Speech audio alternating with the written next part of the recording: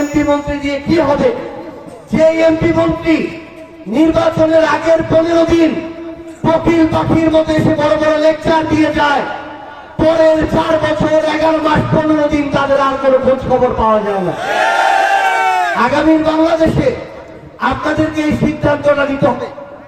আমি স্পষ্ট করে একটা জিনিস বলি, আমরা রাজনীতি করতে এসেছি, আমরা গঠনমূলক সমালোচনা করব। যত বড় দল হোক, যত বড় পদ হোক, যত বড় ব্যক্তি হোক, কাউকে গঠনমূলক সমালোচনার বাইরে রাখা হবে না। বিগত 16 বছরে একটা চর্চা দেখেছি, সবাই খারাপ কিন্তু শেখ হাসিনা ভালো। এই একটা জিনিসই শেখ হাসিনাকে স্বৈরাচারী শেখ হাসিনাতে পরিণত করেছে।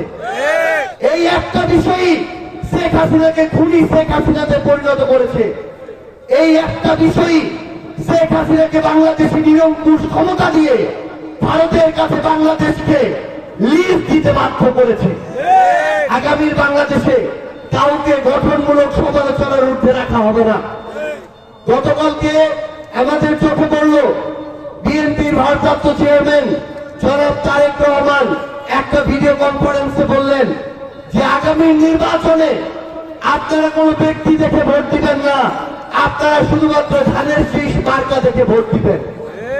আমরা স্পষ্ট করে একটা কথা বলি, আমরা বিনয়ের সাথে বলতে চাই, বাংলাদেশের একটি গুরুত্বপূর্ণ রাজনৈতিক দলের শীর্ষ নেতা যখন অন্ধভাবে কোন একজন অযোগ্য ব্যক্তিকে এভাবে ভোট দিতে বলেন, তখন আমরা মনে করি তাদের হাতে আগামীর বাংলাদেশ গেলে কোন একজন অযোগ্য এমপির কাছে শুধুমাত্র মার্কা দেখে কোন একটি আসন গেলে সেই আসনের ভবিষ্যৎ অন্ধকার, অন্ধকার এবং অন্ধকার।